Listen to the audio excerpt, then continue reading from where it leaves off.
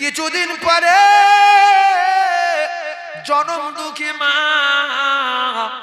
নারী ছেঁড়া মা, জনমদাতা পিতা কদম তুলে বাচ্চার দেখতে গেছে মুশরিক। মা বাপ কি এই কথা বলেন? মুশরিক। আল্লাহ মানে না, নবী মানে না, কোরআন মানে না, হাদিস মানে না। ও কলিজার টুকরারা, সাহাবায়ে কেরাম দেখতে পেলেন, ইয়া রাসূলুল্লাহ হে, ইয়া হাবিবাল্লাহ, আমার মা মুশরিক, আমার মা ইহুদি, আমার বাপ মুশরিক, আমার বাপ ইহুদি, আমার দেখতে আসে, পালিয়ে যায়। নবী বললেন না। তাহলে লুকিয়ে যায়? বললেন না। তাড়িয়ে দেই? বললেন না। তোমার যে তুমি যে জান্নাতে যাবে বলে কলমা পড়েছো, সেই জান্নাত হলো তোমার মার বাপ। হুমা জান্নাতুকা, তোমার বাপ আর তোমার মা তোমার জন্য জান্নাত। ওয়া নারুকা, এদের সঙ্গে যদি অসৎ আচরণ করো ঠিকানা হয়ে যাবে জাহান্নাম। ও মুসলমানেরা, আল্লাহর কসম, মা বাপের খিদমত করা ফরজ, ফরজ, ফরজ। কদা রাব্বুকা আল্লা তা'বুদু ইল্লা ইয়্যাহু ওয়া বিল ওয়ালিদাইনি ইহসানা। মা বাপের খিদমত করা কি? আল্লাহর ইবাদতের পরে পরে, আল্লাহর হুকুমের পরে পরে খিদমত করবে মা বাপের। আমি আল্লাহ জানিয়ে দিলাম। তাহলে মা বাপের খিদমত করা কি? জোরে বলে। ফরজ। যে সন্দেহ করবে ঈমান চলবে। বলে মা বাপের খিদমত করা কি? ফরজ। কেননি গম্বিনী মানুষ তৈরি হয়েছে, দুটো ইনকাম করতে, জামা কাপড় গায়ে ঢোল হয়ে গেল। ঢোলের কি হবে? যে ঢোলের বাম্মা যার ওর খুশি না, ও ঢোল না কি? তো দোজখে যাবে, তো দোজখে আগুনে জ্বলবে। কোন ব্যাপারে মা বাপকে কাঁদানো যাবে না, যাবে না, যাবে না।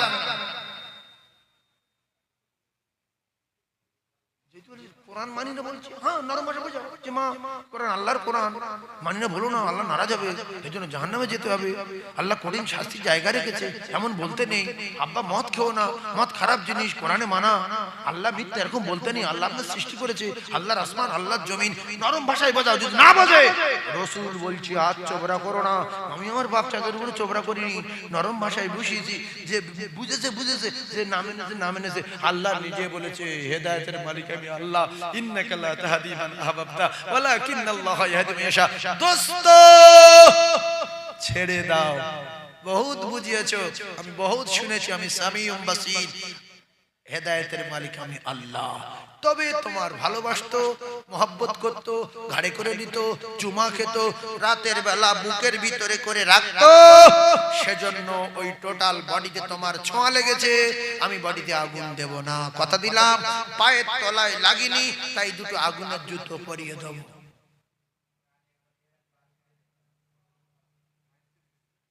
আপনাদের ভিতরে যাদের মা বাপ বেঁচে আছে, যদি কোটিপতি হতে চান, আজ থেকে শপথ করেন, বউ কষ্ট পায় পাবে, শাশুড়ি কষ্ট পায় পাবে, শ্বশুর কষ্ট পায় পাবে, মা বাপকে কষ্ট দেব না। এবার দুনিয়া বিলাইন মিসাল দিচ্ছি। এখন আপনি দেশি মুরগি জবাই করে আপনার শাশুড়ি দিয়েছেন দিল কলিজা, শ্বশুর দিয়েছেন মাথা, ফের কিছু রানের গোশত, আর মায়ের ওই বুড়ির পাশে বসিয়ে মানে শুধু কটা ওই ঠ্যাং আর কটা পাতা হাড়। তো মা দেখে মান সম্মানে পড়ে গেছে যে আল্লাহ বিনির পাতে কলিয়ে দিল ওরে তোর গোশ আমার এই। বিন তখন বলছে ও খাও খাও খাও। বিন বলছে ও আমার কাল থেকে শরীরটা খারাপ, আমি খাতে পারি না, মুখি নুচি নি, মুখি নুচি নি বলতে। তারপর দেখে রেগে আসে, কি হচ্ছে দেখেন, কথাগুলো মুখস্থ করে লাগবে। বিন খেয়ে নিল, মার খেলো না, পরে গিয়ে কাঁপছে, একা একা কাঁপছে যে আল্লাহ উফ, এ কি অপমান, তুমি এর বিচার করো। কলিজার টুকরা ভাইয়েরা আমার, আল্লাহর কসম, মা যদি বদদোয়া করে সংসার ধ্বংস হবে, দোকান চালায় দোকান নষ্ট হবে, চাকরি করে অন্ধ হয়ে যাবে। রাসূলুল্লাহ বলেছেন তিনজনের দোয়া, তার ভিতরে এক নম্বর জনম দুঃখী মা জনমদাতা পিতার দোয়া সাত আসমান ভেদ করবে আল্লাহ পাকের আরশে আজিমে যাবে মাঝখানে কোথাও কোনো পর্দায় আটকানো যাবে না পীরের আগে আল্লাহর ওলির আগে মাওলানার আগে মুফতি সাহেবের আগে মুহাদ্দিসের আগে শাইখুল হাদিসের আগে আল্লাহর কসম মা বাপের দোয়া কবুল হয়ে যাবে সুবহানাল্লাহ বলে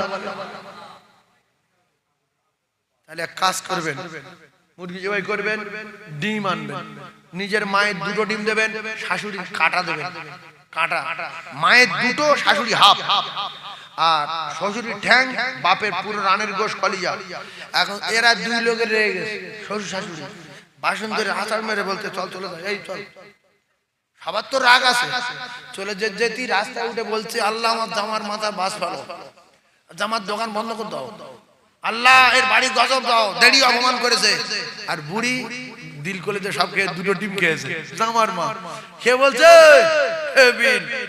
মসজিদ উঠে বদদোয়া করে গেছে কে বেঁচে আছে চল চল পৃথিবী একদিকে মা একদিকে পাল্লা ভারী কার জোরে বলেন আর তোমার শাউরি যদি 14টা ডিম দাও 150 কলজে দাও আর শাউরি যদি বলে আল্লাহ আমার জামার 2 কোটি টাকা দাও আমার জামার বিল্ডিং দাও মা বলছে আল্লাহ আমার ছেলের ভিক্ষা করার তৌফিক দাও এখন দোয়া কবুল হবে কার তুমি শাশুড়ি তুমি শ্বশুর তোমার প্রকাশ কিচ্ছু নাই সেই জন্য আপনাদের বলছি শ্বশুর লুঙ্গি দেবেন 150 টাকার বাপের দেবেন 500 টাকার শাশুড়ি শাড়ি দেবেন 250 টাকার মায়ের দেবেন 1500 টাকা কোন দোয়া করতে পার করুন শাশুড়ি কিচ্ছু হবে মা বেঁচে আছে সূর্য উঠবে বলবে ডুবে যা সূর্য ডুবে যাচ্ছে উঠে যা ছেলে মরে যাবে আল্লাহ দোয়া কবুল করে সাত আসমান ভেদ করবে মায়ের দোয়া কবুল হবে শাশুড়ি প্রকাশ কিচ্ছু না বেকার সেই জন্য শ্বশুরের লুঙ্গি দেবো 150 বাপের দেবো কত 550 কত বাধ্য করতে পার করুন কিন্তু এখন লুঙ্গি আনছে দুটো বাপের দিচ্ছে 150 টাকার শ্বশুরের দিচ্ছে 250 টাকা তো বাপ বলছে আমার লুঙ্গিটা হালকা মতো কেন বা বলছে তোমার জ্ঞান কমিনি কেন বলছে টাকা পয়সা নিয়ে সরু লুঙ্গির দামি তো তোমার কি হতো হিংসা করো বুড়োর কলজে ফুলে গেছে তোর জন্ম দিলু আমি তোর মানুষ করলু আর তুই কোথায় কি আছে শ্বশুর তার 350 আমার 150 আল্লাহ এজন্য হাত পা ভেঙে যায় বলি ও বাজারে যাচ্ছিল চোখ যেদিকে পোস্টার ধাক্কা মেরে হাত গেল পা গেল আব্বা পড়ে গেছি ما من ولد بر أنظر إلى ولديه نظر رحمة إلا كتب الله له بكل نظرة حسة مبرورا ও জ্ঞানী ভাইরা শিক্ষিত ভাইরা শিক্ষিত মা বোনেরা বেটিরা এইবার একটা তত্ত্ব দেবো কঠিন তত্ত্ব দিয়ে আমি আপনাদের খিদমত থেকে বিদায় নেব একটুখানি আমার সঙ্গে জোরে জোরে জোরে জোরে জোরে জোরে বলেন জোরে জোরে বলেন ও তোমার ইশক দিবানা গো আমি ইশক দিবানা ও তোমার ইশক দিবানা গো আমি ইশক দিবানা ও গো শেষ জামানার নবী তোমায় ভুলতে পারি না ও তোমার ইশক দিবানা গো আমি ইশক দিবানা ও তোমার ইশক দিবানা গো আমি ইশক দিবানা তুমি জন্ম নিলেন 12 রবিউল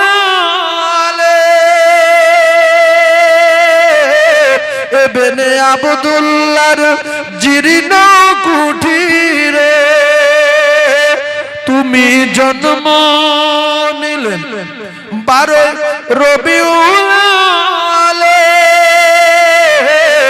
ইবনে আব্দুল্লাহর জীর্ণ কুঠিরে ও গো আহাদি হিলাল মায়ামিনার দুলাল আর তোমার প্রেমে পাগল গো সারা দুনিয়া ও তোমার ইশক দিবানা গো আমি ইশক দিবানা ও তোমার ইশক দিবানা গো আমি ইশক দিবানা ও গো শেষ জামানার নবী তোমায় ভুলতে পারি না ও তোমার ইশকে দিবানা গো আমি ইশকে দিবানা ও তোমার ইশকে দিবানা গো আমি ইশকে দিবানা মায়া মিনা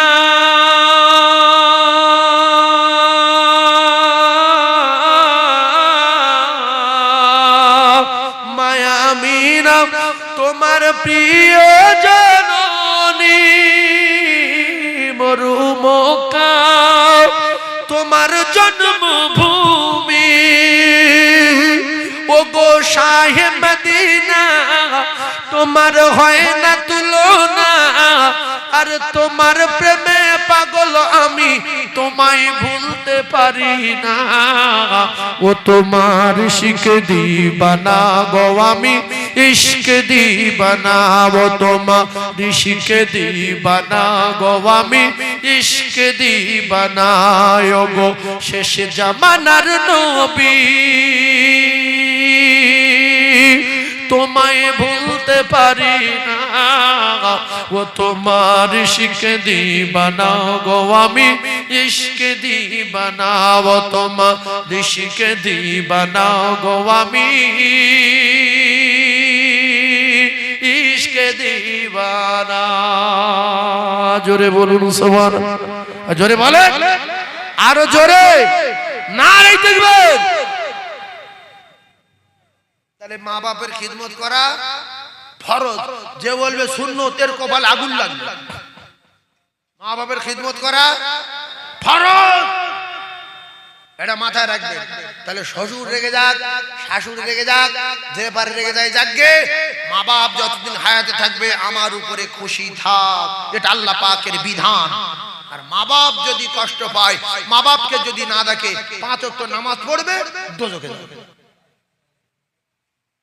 নামাজ পড়বে দোজখ মা বাপের কষ্ট দিয়ে মদিনায় যান মসজিদ কি আল্লাহর কাবায় নামাজ পড়বেন এক রাকাতে 1 লক্ষ আর মদিনায় গিয়ে কথা বলবেন আল্লাহর কসম রাসূল শুনতে পাবেন আল্লাহ আমার মা বাপকে ভাত দিই না 7 বছর তোমার ঘরে এসে বলছে আল্লাহ তুমি আমাকে লাইন করে দাও লাইন হবে যেরকম হবে সব বোঝেন তাহলে মানবো ইনশাআল্লাহ মানবেন এইবার একটা ঘটনা নামাজের কত পাওয়ার আমলের কত পাওয়ার ইবাদতের পাওয়ারে মুসলমান এইবারে পাওয়ারটা দেখেন আমি আপনাদেরকে জানিয়ে দেই নামাজ যারা পড়েছিলেন তাদেরকে শিক্ষা নিতে হবে আল্লাহর নবী দিন ও দুনিয়ার বাদশা জানিয়েছেন আসসালাত আসসালাত আসসালাত আসসালাত ওয়া মা মালাকাত আইমানুকুম আসসালাত ও আমার উম্মতেরা নামাজ নামাজ নামাজ তাহলে মা বাপ হলো জান্নাত আর জান্নাতের চাবি হলো নামাজ এই যে ঘটনাটা কি বললাম বুঝতে পারেননি মা বাপ হলো জান্নাত জান্নাতের চাবি হলো নামাজ এই কথাটা মাথায় রেখে দেবেন মৃত্যু পর্যন্ত মা বাপ জান্নাত জান্নাতের চাবি নামাজ জান্নাত যদি না থাকে চাবিলে ফক্কা আর যদি জান্নাত থাকে তো চাবি চাবি যদি না থাকে তো মাথা মাথা ঢুকে ইট পিট মেরে কোনো ঢোকা যাবে এই যার বাড়ি নাই তার চাবি কি হবে ভাই এরা কি ছোড়া এটা ছোড়া ও গুড়িয়ে পাওয়া মতো হয় কার যেখানে দুধ যাবে আর তো জান্নাত যদি থাকে তো শাবল টাবল মেরে সাইডিং ইট পিট মেরে ঢুকে যাবে জান্নাত কে মা বাবা আছে কোথায় ইন্নাল জান্নাতা তাহতা রিজলাইহা তোমার মায়ের পায়ের তলায় সুবহানাল্লাহ বলেন আরো জোরে বলেন মুখেতে ডাকি মা আর বুকেতে রাখি মা মাগো তুমি আমার জান কোনো দিন ভুলো না। 10 মাস 10 দিন গর্ভে রেখেছিলে ধরে, অনেক কষ্ট পেয়েও ভুবনে পাঠালে। সেই মায়েরা চলে শীতল ছাতে পালিত হলাম খোদারি করুণা। মাগো তুমি আমার জান, কোনো দিন ভুলো না। মুখেতে ডাকি মা আর বুকেতে রাখি মা। মাগো তুমি ছাড়া আমার এমন যে মানে না। মাগো তুমি ছাড়া আমার এমন যে মানে না। যে মায়ের কদম তলায় জান্নাত পাওয়া যায়, সে মায়ের ব্যথা দিলে সব কিছুই তার ক্ষয়ে যায়। সেই মায়ের স্নেহ ভালোবাসার হয় না তুলনা, আর কোনো দিন হবে না। মাগো তুমি ছাড়া আমার এমন যে মানে না। মাগো তুমি আমার জান, কোনো দিন ভুলো না। হারালে মা কোথায়, হারালে মা কোথায়, খুঁজে কেন পাই না। মাগো তুমি আমার জান, কোনো দিন ভুলো না। 10 মাস 10 দিন গর্ভে রেখেছিলে ধরে, অনেক কষ্ট পেয়েও ভুবনে পাঠালে। সেই মায়েরা চলে শীতল ছায়াতে পালিত হলাম খোদারি করুণা। মাগো তুমি ছাড়া আমার এমন যে মানে না। মাগো তুমি ছাড়া আমার এমন যে মানে না। বগদাদের বাদশাহ হারুন আর রশিদের একটা বেটা, বয়স তার 16 বছর। কত বছর বয়স? 15 আর 1 কত হয়? হলো 16 বছর বয়স। এই ওয়াজটা জীবনের মতো শুনেলেন। 16 বছর বয়স, ছেলেটা কোরআনের হাফেজ ছিল। ও 3 পয়সার মালিকের বেটারা। বগদাদের বাদশা কেমন ধনী, বগদাদ কেমন, তোমার যদি জ্ঞানে না আসে তোমার বাপের জিজ্ঞাসা করো। বাপ, তুমি কি বগদাদের বাদশা হারুন আর রশিদের চেয়ে ধনী লোক কেউ আছে? তাহলে আমরা তো ভিকিরির বেটা, একটা শুট, একটা জামা গায়ে মস্তান, একটা 3 পয়সার মোবাইল। আর বগদাদের বাদশার ছেলেটা আল্লাহর কোরআনের হাফেজ, মাথায় ছেঁড়া লুঙ্গি জড়িয়ে, পরনা ছেঁড়া লুঙ্গি জড়িয়ে সব সময় রাস্তায় রাস্তায় ঘুরে কোরআন তেলাওয়াত করে। আর জানাজা দেখতে পেলে জানাজা ঘাড়ে করে নিয়ে কবরস্থানে যায়। মাটি দেওয়ার পরে কবরের পাশে দাঁড়িয়ে দাঁড়িয়ে দোয়া চায় আর কাঁদে।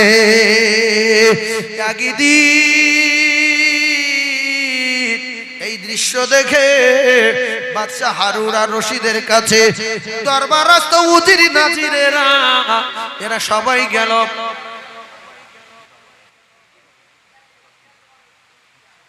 ঠিক আছে, আমি ছেড়ে দেব।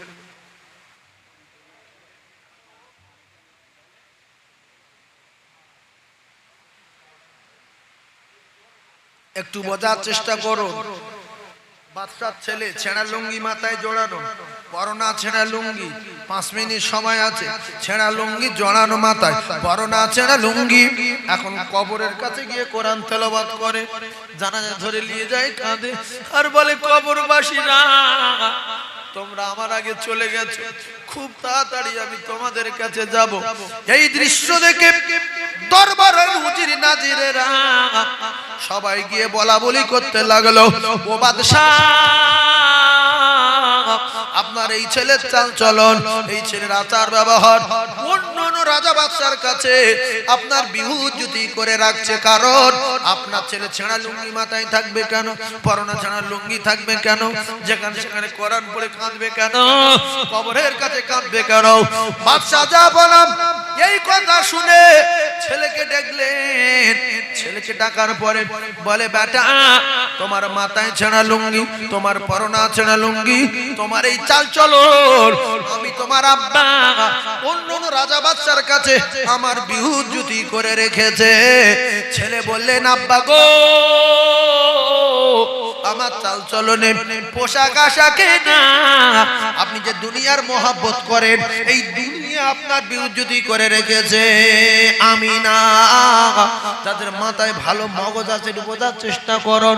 বাদশা যা আপনার অপমান হবে বলে ছেলে বললেন, আমি আর বগদাদে থাকবো না। ছেলে কাঁদতে কাঁদতে গর্ভধারিণী মায়ের কাছে গেলেন, গিয়ে বললেন, জননী মা, আমি বগদাদ ছেড়ে দেবো জনমদুখী মা। আমার পোশাক আশাকে নাকি আমার তেলাওয়াতে, আমার কোরআন তেলাওয়াতে আমার আব্বার বিহুজ্জুতি হতে হয়। আমি বগদাদ ছেড়ে দেব, আমার আব্বার কষ্ট হবে, আমি চাই না। মা জননী বাদশার স্ত্রী কথা বলতে পারবে না বাদশার সামনে। হাতে ছিল একটা মণিমুক্তার আংটি, ওই আংটিখানা খুলে জনম দুঃখী মা বাচ্চার হাতে পরিয়ে দিলেন। ও জ্ঞানী ভাইরা রে, মা জননীর হাতে মণিমুক্তার আংটি, ওই আংটিখানা খুলে ছেলের হাতে পরিয়ে দিলেন। বলে, বাপ, যদি কোনোদিন ফেসাদে পড়ে যাও, কোনোদিন বিপদে পড়ে যাও, আংটি বিক্রি করলে অনেক টাকা হবে। বগদাদের জমিন ছেড়ে হাতে কোরআন শরীফ বুকে জড়িয়ে নিয়ে একটা বদনা লটা হাতে করে নিয়ে আংটি পরিয়ে দিলেন। মা বসরার জমিনে রওনা হয়ে গেলেন বগদাদ ছেড়ে। রাস্তার উপরে বসে কোরআন তেলাওয়াত করে, রাস্তার উপরে বসে ছেঁড়া লুঙ্গি মাথায় জড়ানো, পরনায় ছেঁড়া লুঙ্গি রে আল্লাহর কালাম তেলাওয়াত করে। রাস্তা ছেলেরা ধাক্কা দেয়, ঠেলা দেয়, বসে ঢিল মারে, শুধু কাঁদে, কোনো কথা বলে না, গালাগালি দেয় না। ছেলেরা বলে, পাগলাটা তো ভালো পাগলা, মারলে কাঁদে না, ধাক্কা মারলে কাঁদে না। ও কলিজার টুকরারা রে, কয়েকদিন কেটে যাওয়ার পরে ওই দেশের বিখ্যাত আল্লাহর ওলি, নাম তারে আবু আমের বাসরি রহমাতুল্লাহ আলাইহি, রাজমিস্ত্রি খুঁজতে বার হয়েছে। হঠাৎ করে দেখলেন রাস্তার উপরে একটা বাচ্চা ছেলে কোরআন তেলাওয়াত করছে। এলাকার বাচ্চারা ঢিল ছুঁড়ে মারছে, কেউ ধাক্কা মারছে, শুধু কাঁদে আর কোরআন তেলাওয়াত করে। এমন অবস্থা আবু আমির বললেন, বাবু তুমি কি রাজমিস্ত্রি কাজ করবে? ক্ষুধার যন্ত্রণা, 3 দিন খাওয়া নাই। বলছে, হুজুর আমি কাজ করব, শর্ত আছে আমার, নামাজের সময় ছুটি দিতে হবে, 1 টাকার বেশি মজুরি লব না, সপ্তাহে 1 দিন কাজ করব, দিনটা হলো শনিবার।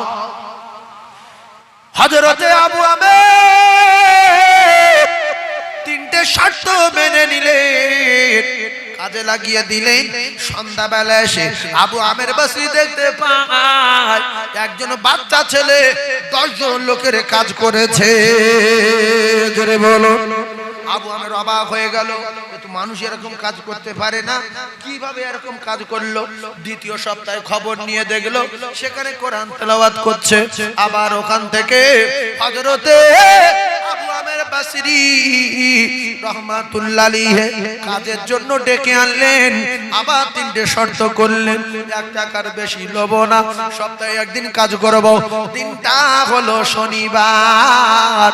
দ্বিতীয় সপ্তাহে কাজে লাগিয়ে দিয়ে হযরতে আবু আমের বাসরি বলে, আমি আড়ালে দাঁড়িয়ে দেখছি একজন 10 জনের কাজ করে কি করে, আমি আড়ালে দাঁড়িয়ে দেখছি ও চুপ করে দেয়ালের মাথায় বসে আছে আর ইটের বলছে, ইট রে, আমি তো কাজ জানি না। তুই আপনি আপনি উঠে দেয়ালের মাথায় জোড়া লেগে যা। আল্লাহর কুদরত বোঝা বড় দায়। ইটগুলো আপনি আপনি উড়ে উড়ে উঠে দেয়ালের মাথায় জোড়া লেগে যা। জোরে বললেন না? আমরা বলি ইট উঠবে, ভাইজান আমার বাবা দিন। আবু আমের বলেন, আমি যে আল্লাহর ওলি, আমার ডবল ওলি আমার বাড়ি এসে গেছে। 3 টাকা দিচ্ছিল মজুরি, শর্ত ছিল 1 টাকা। বাচ্চা ছেলে বললেন, হুজুর আমি 2 টাকা নেব না, বেশি হয়ে যাবে, আপনি নিয়ে নেন, 1 টাকা দেন, ভালো যদি লাগে তৃতীয় সপ্তাহে খবর নেবেন। কিতাবে লেখা রে হযরতে আবু আমের বসরি আবার তৃতীয় শনিবার ওই রাস্তা দিয়ে মিস্ত্রি খুঁজতে বার হয়েছে। ওই যখন দেখছে যেখানে কোরআন তেলাওয়াত করতেন রাস্তার উপরে, সেখানে আর বাচ্চাটা নাই। সমস্ত এলাকাবাসীদের জিজ্ঞাসা করে, এ বলছে জানি না, ও বলছে দেখিনি, কেউ বলছে একটা পাগলা নতুন এসেছিল, রাস্তার উপরে কোরআন পড়তো, ঘর নাই বাড়ি নাই কিচ্ছু নাই, বর্ষায় কষ্ট পেত, রোদে ও জায়গায় বসে থাকতো, কোথায় কি খেত জানি না। তবে পাগলাটা ভালো, ঢিল মারলে কিছু বলতো না, ধাক্কা মারলে কিছু বলতো না, শুধু কাঁদতো। অন্য পাগলার মতো গালাগালি করে না, মারেও না। সেই পাগল আজকের কয়েকদিন আমাদের গ্রামে নাই। আবু আমের বসরি পেরেশান, খুঁজে যখন পাচ্ছে না, হঠাৎ করে একটা বাচ্চা ছেলে জঙ্গলের ভিতর আসতেছিল। বস্তার জঙ্গলের ভিতর থেকে আবু আমের বললেন, বাবু তুমি কোথা থেকে আসছো? জঙ্গল থেকে। বলছে তোমাদের গ্রামে যে পাগল বাচ্চাটা কি দেখেছো? বলছে কোরআন পড়া পাগলাটা। বলছে হ্যাঁ। বলছে আমি দেখে আসছি, জঙ্গলের মাঝখানে একটা ইটের টুকরা মাথায় দিয়ে শুধু কাঁদছে, হাউ হাউ করে কাঁদছে, জঙ্গলের মাঝখানে আছে হুজুর। হুজুর বললেন, বাবু তোমার কিছু টাকা দেবো, তুমি আমার সঙ্গে নিয়ে চলো। হযরতে আবু আমের বসরি রাহমাতুল্লাহ আলাইহি বাচ্চাটাকে সঙ্গে করে নিয়ে বসরার জঙ্গলে রওনা। সেখানে গিয়ে দেখতে পায় সেই মাথায় ছেঁড়া লুঙ্গি জড়ানো, মাথায় ছেঁড়া লুঙ্গি জড়ানো, পরনা ছেঁড়া লুঙ্গি ওইভাবে পড়ে আছে, হাউ হাউ করে কাঁদছে, ইটের টুকরা মাথায়। আবু আমের বসরি গিয়ে সালাম দিলেন, আসসালামু আলাইকুম, উত্তর দিলেন না। আবার সালাম দিলেন, উত্তর দিলেন না। তৃতীয়বার সালাম দিলেন, চোখ মিলে তাকালেন, বলছে হুজুর আপনি এসেছেন? বলে বাপ তোমার নরম মাথাটা আমার উড়তে উপরে দাও, বাবা তাড়াতাড়ি নরম মাথা উড়তে দাও। বাচ্চা ছেলে বলে, হুজুর গো আমার নরম মাথায় আপনি হাত দেবেন না, আমার মাথা ইটের উপরের তাক, আমি এই মুহূর্তে দুনিয়া ছেড়ে চলে যাব, আমি আর দুনিয়ার জমিনে থাকবো না। ইটের টুকরা মাথায় দিয়ে বিদায় নিতে দেন, ইটের টুকরা মাথায় নিয়ে বিদায় নিতে দেন, ইটের টুকরা মাথায় দিয়ে মরতে দেন। আবু আমের বসরি বললেন, আমি বারবার করে যখন বলছি বলছে না, তখন বললেন, হুজুর আমি 3টে আমানত আপনার কাছে রেখে যাব, আমার একটু কথা শুনবেন। আমি এই মুহূর্তে মারা যাব, আমার কি গোসল হবে না, আমার কি জানাজা হবে না, আমার কি কাফন হবে না? ভাই হুজুর আসছে, তাকবীর দেন, নারে তাকবীর, নারে তাকবীর, নারে তাকবীর।